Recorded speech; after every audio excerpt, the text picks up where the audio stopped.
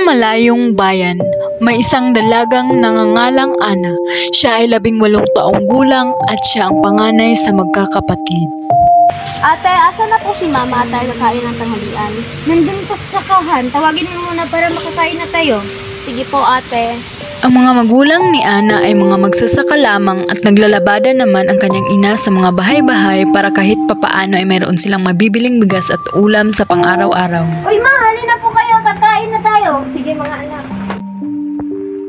Kaya sa hirap ng buhay ay tumigil muna sa pag-aaral si Ana dahil minabuti muna niyang tulungan ang kanyang mga magulang at mga kapatid sa kanilang mga gastusin sa araw-araw.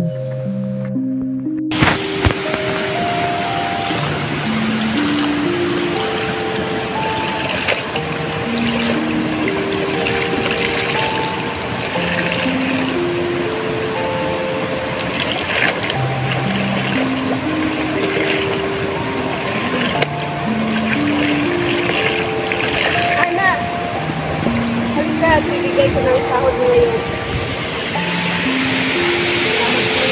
Walang anuman at bilisan mo na yan at kayo makauwi ng maaga. Sige po, ma. Natapusin ko na po.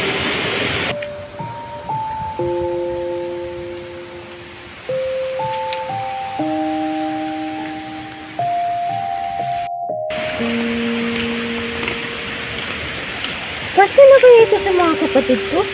Ang dami pa namang gagastusin sa bahay.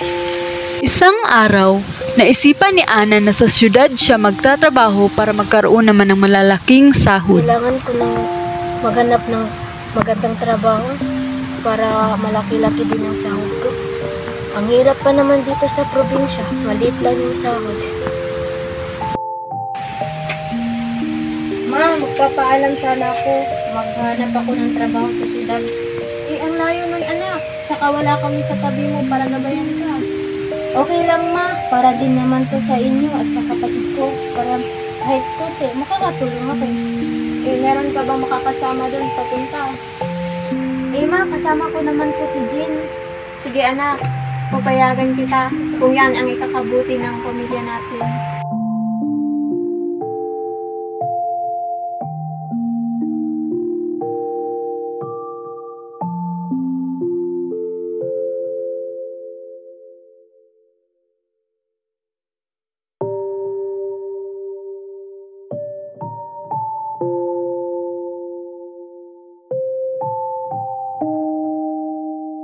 Wala po ako, ma.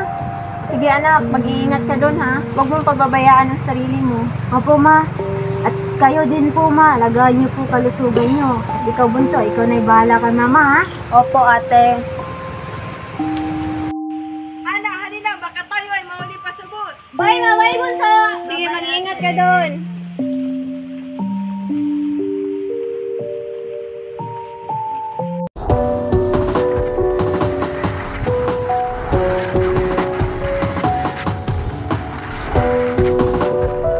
Pagkarating nila sa syudad ay sinalubong sila ng pinsan ni Jean na si Beth. Jean!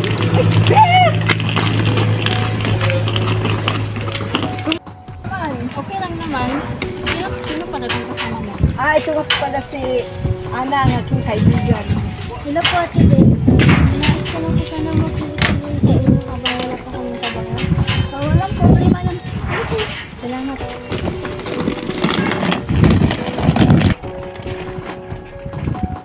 Kinabukasan nga ay sinimulan na nila agad ang paghahanap nila Ana at Jean ng trabaho.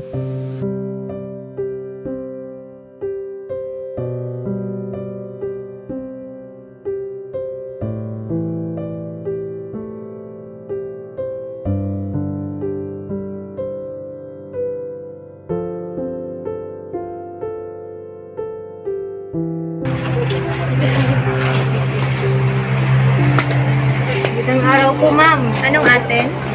Mag-a-apply po sana kami ng trabaho. Mari ko bang makita ang iyong mga papel? Ito mo, ma'am. Ano bang natapos niyo? Wala po. Ay, sorry ho ma'am, wala po kami natapos ng pag-aaral.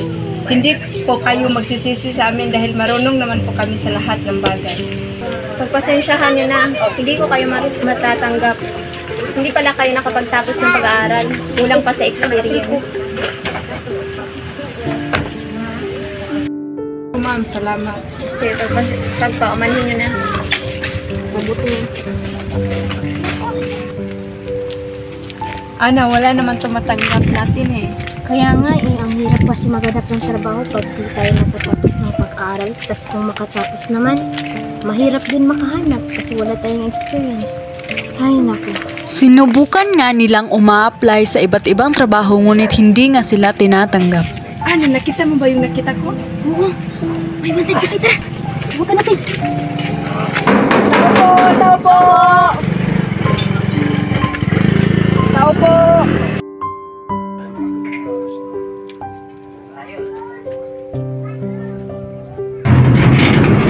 Ano sa atin? Nais po namin mag-apply ng kasambahay niyo po. Pero isa lang ang kailangan ko. Ikaw na lang, Ana, nangangailangan ka ng pera ay para pag-aralan mo sa pamilya mo. Paano ka? Okay na ako, huwag mo akong intindihin. Pero doon ka na lang sa kapatid ko. Nangangailangan din yun. Sige po.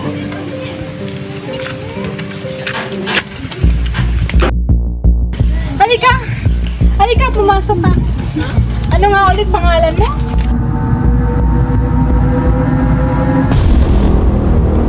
Taga saan ka ba? Taga-probinsya po, ma'am. Dito ka.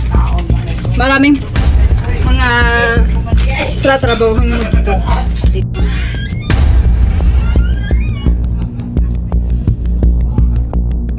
Halika! Hugasan mo yan. Tapos, map ka dito. Tapos, tutupiin mo yan. Linisin mo yung buong bahay, ha? Ma'am. Inaasahan kita. Nagtagal nga naman si Ana sa trabaho. Ngunit hindi maganda ang trato ng amo nito sa kanya. Pero tiniis niya lamang ito dahil iniisip niya lang ang kinabukasan ng kanyang pamilya.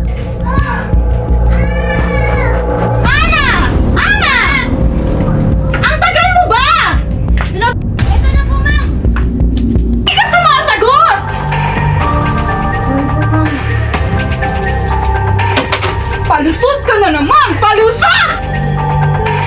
Sorry po, ma'am. May ginagawa lang po ako. Pero ba't ang tagal? Ang tagal! Sorry po, ma'am. Hindi na po mahuli. Pero ayaw ko ng ganyang kasambahay! Ayaw ko niyan! Umalis ka dito! Umalis ka! Umalis ka! Umalis ka! Umalis!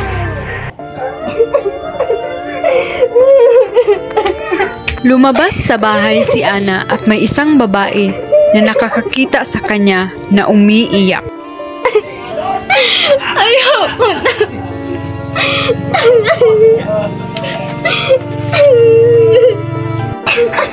Ale, ano nangyari sa'yo? Ba't ka umiiyak? May mga pasa ka pa sa mukha. Ma'am, tulungan niyo po ako. Sinasaktan po ako ng amo ko. Mga pasa mo, galing ba yan sa amo mo? Opo, ma'am. Tulungan niyo po ako makaalis dito. Tara, sumama ka sa akin. Tumakas si Ana at sumama ito kay Aling Celia at pinangakuan itong tutulungan na makamit ang kanyang karapatan bilang tao na tatuhin din ng tama. Halika dito, anak. Pumasok sa bahay namin at tutulungan.